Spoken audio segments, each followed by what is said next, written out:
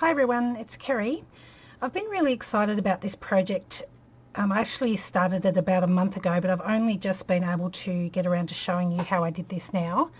I love the look of wax seals on projects, like on the back of letters and things like that, but I didn't have the little metal seals, or I didn't have the wax and the little melting pot or any of that sort of thing. So I decided to have a play around with some supplies that I did have, and these are the faux wax seals that I've come up with. I'm going to show you how I made these. You'll need some supplies for this project. So you'll need a hot glue gun and some glue sticks. You'll need a heat tool that just blows warm air or hot air. And you'll also need some embossing powders. Now I'm using the Lindy's embossing powders, and these are available in my shop and also from the Lindy's Gang website, so I'll leave links to both of those places below. I really like the two-toned embossing powders for this project, but you could probably use anything. And then you'll need some stamps or tools to put the marks into your wax or into your faux wax. So this is just a rubber stamp that I already had, and then these ones are just metal gears, that like little metal gear charms that I've stuck onto the top of a spray bottle lid, and I've just stuck it on with a little piece of 3D foam, double-sided 3D foam, because when I press down it gives me a little bit of give. It's not so firm.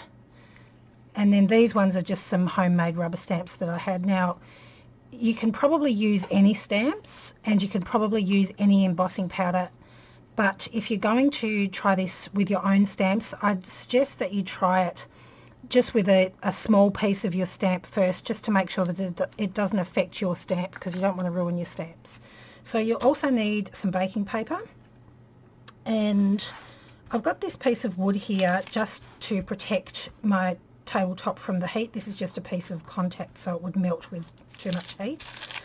So to begin, you just take a piece of baking paper and some hot glue, and you're just going to make a little blob of hot glue, and you'll probably need to try this a couple of times until you work out what size you need for your stamp.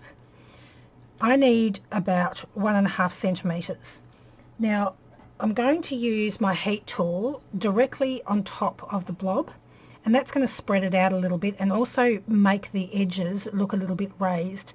You do need to be fairly quick with these next few steps, so I'll explain it as I go, and then I'll fill in the gaps and tell you anything that I've missed after the fact. So once you squeeze your glue out, you quite quickly want to apply the heat straight on top.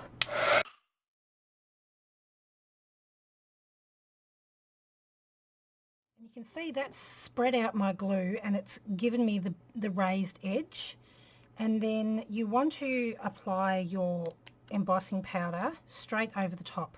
Now the glue, if it's hot enough, will already start melting some of that embossing powder. I just tap onto my piece of wood to make sure that the embossing powder has gotten all around the edges where those little raised bits are underneath. I don't want it to be, any gaps around the edge. And it can sit there for a second, that doesn't matter. And then I have a second piece of baking paper here, so I'm going to tip my excess embossing powder off onto this separate piece of baked paper, but keep it a little bit away, because if you hit that with the heat gun, it's going to go everywhere. So then I just apply my heat gun again straight over the top of my little blob of glue.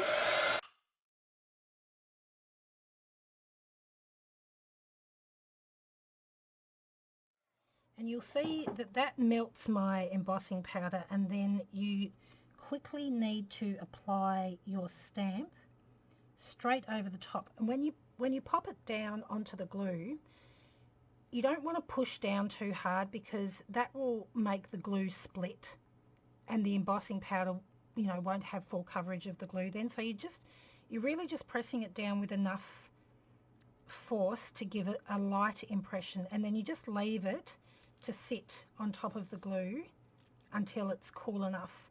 if you try and pull it off too quickly, the glue will actually stick to the stamp. So you can just let that cool and it will come off very easily when it's ready. So we can make another one while that's cooling down. I find it's also better when you're making these to work with one colour embossing powder and make as many as you want in that colour and then change colours.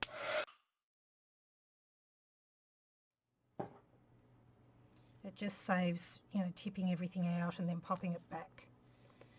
So I'm just going to see if that's ready to come off yet.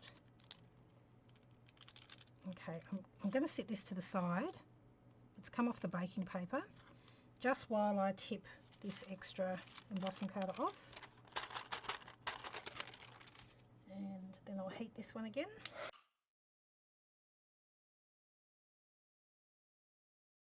You can tell when your embossing powder is all melted because it will be nice and shiny and smooth. So with the metal one, I'm just popping it down and applying just a very small amount of pressure just so that I get the impression in the surface of the glue. So whilst that's drying, I'll see if this one's ready. Yep, so that's just popped off straight away, and there we go. Cute little wax seal ready to go. So the advantage of doing, or one of the advantages of doing these this way is you can store this now and then you can use them, you know, later on when you're ready. So you can make a whole huge batch of them and then just apply them as needed. So the metal will actually absorb some of the heat from the hot glue gun, so be careful if you touch the metal, it might be a bit hot.